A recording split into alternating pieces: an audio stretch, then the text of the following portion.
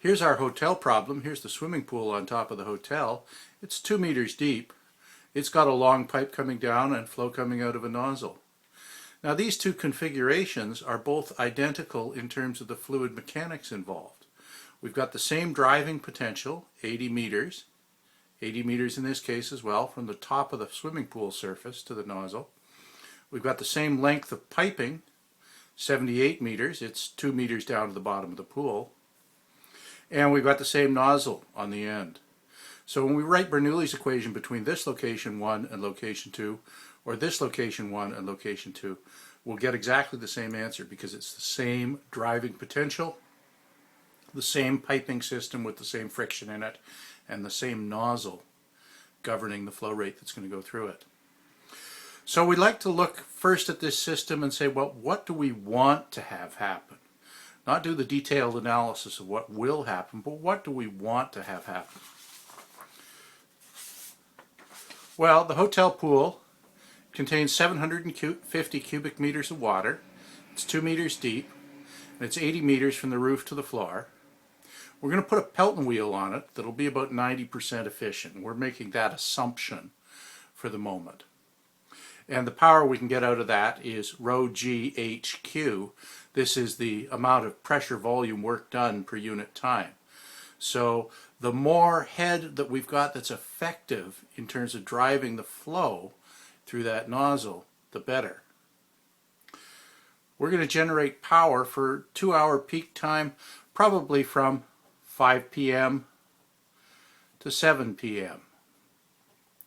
That's when we're consuming the most electricity, at least in the winter, and that's our 2-hour window where we'll get the best price for our power. So we'd like to get 750 cubic meters down off the roof in 2 hours, or about 375 cubic meters per hour, which translates into about 0.104 cubic meters per second. The jet velocity we can get if we have no friction at all is the square root of 2gh, and that's 39.6 meters per second for the case where we have no pipe friction. Now we know we're going to have to allow for pipe friction in a little while. So if we had that velocity and we want that flow rate, that tells us how big the nozzle has to be. The jet area has to be equal to the flow rate divided by the velocity. And that gives us an area of 0.00263 square meters. And the area is pi d squared over 4, so that gives us a diameter of about 5.78 centimeters, 0.0578 meters at full flow rate. So 5.78 centimeters, that's a little more than 2 inches. We're looking for a nozzle in the 2 to 2.5 inches range. And we could either have a variable area nozzle, or maybe we could have a fixed area nozzle. I think we probably want to have a variable area nozzle to give us flexibility in our operating parameters. Now, how big does the pipe need to be to supply this?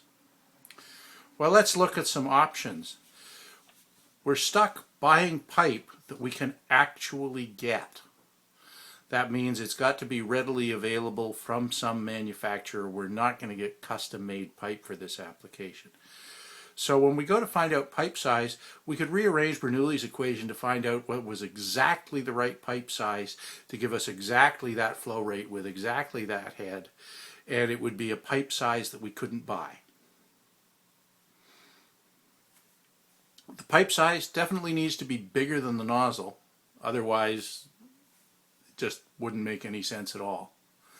And it needs to support a maximum pressure of whatever the pressure is when everything's closed up down at the bottom of the building. So rho GH, that gives us about 7.8 bar, which is about 115 psi.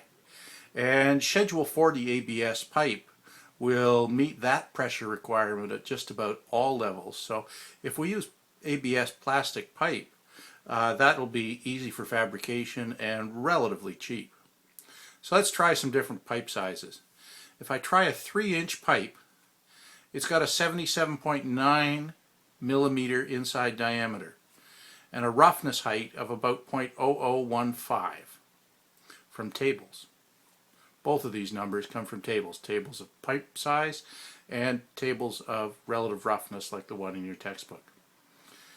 of absolute roughness, like the one in your textbook. Divide epsilon by d, and we get the relative roughness. That's 0.00002. Nearly smooth for this small pipe, and it's becoming smoother and smoother relative to the diameter as we increase the pipe diameter. So we can calculate the velocity as q divided by the area of the pipe, and we get 21.8 meters per second in our 3-inch pipe. Reynolds number, velocity times diameter divided by kinematic viscosity, gives us 1.7 million as a Reynolds number. That's a dimensionless value. When we go to the Moody diagram and we use this relative roughness and that Reynolds number, we get back a value for the friction factor of 0.0115. And if we plug that into the Darcy-Weisbach equation for head losses due to friction, we wind up with a head loss due to friction of 286 meters.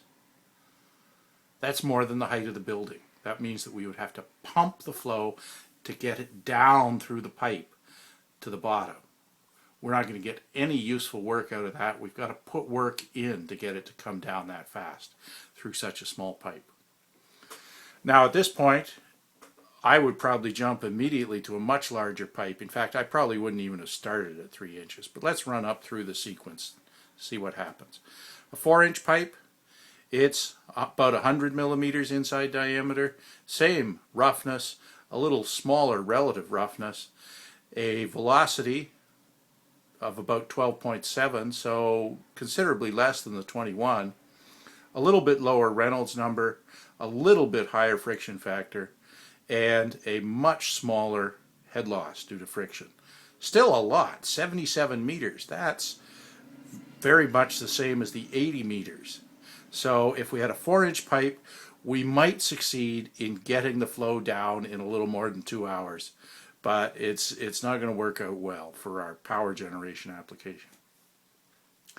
5-inch pipe, a little bigger, and less head loss by a factor of about 3 there. So 4-inch to 5-inch pipe, that's only a 25% increase, but we dropped by a factor of 3 over here. That's because it's proportional to the diameter to the 5th power.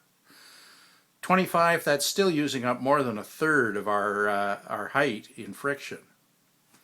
6-inch gets us down to 10, 8-inch down to 1.74, 10-inch down to under a meter of head loss. So our right answer, our right pick, probably lies in here somewhere between a 6-inch and a 10-inch pipe. So as a first guess, to go on and do some more design, I'm going to try the 8-inch pipe with the head loss of about 1.74 under the 2-hour draining condition that we'd like to have. Now let's see what happens when we actually go and calculate some flows with this particular configuration. So here's our diagram again. Here's the swimming pool on top of the hotel. Here's 78 meters of pipe taking us down to the nozzle right here where we've got our Pelton wheel, and we're trying to get as much flow coming as fast as we can out of here. So if we write Bernoulli's equation between location 1 and location 2, h1 plus p1 over rho g plus v1 squared over 2g equal to h2 plus p2 over rho g plus v2 squared over 2g. That would be if we had no losses at all. But we do have friction losses. We do have delta HF. The pressures will cancel out because P1 and P2 are both atmospheric. The velocity at the top in the swimming pool is pretty close to 0, so we'll cross that out as well. And we wind up with the head loss due to friction equal to the friction factor times L over D, V squared over 2G. Remember, this is the V in the pipe, which is not the V2 of the nozzle. This is the diameter of the pipe, not the D2 of the nozzle, plugging in up here.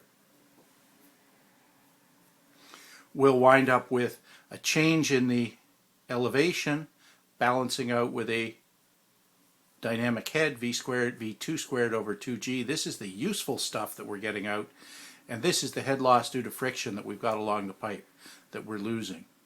So we're hoping this is way bigger than that.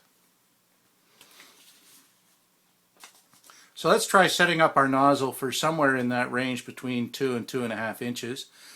So about a 0.055 meter, not millimeter, jet, or 55 millimeters. The area of the jet that we get from that will be about 2.3 1/1000ths of a square meter. Really small numbers. The pipe area for an 8-inch Schedule 40 ABS pipe is considerably larger than that, 13.58 times larger than that, in fact. The velocity at location 2, that's the exit of the nozzle, is the flow rate, whatever it turns out to be, divided by the area of the jet. Velocity of the pipe, flow rate divided by the area of the pipe. So they're both directly proportional to the flow rate, as we'd expect.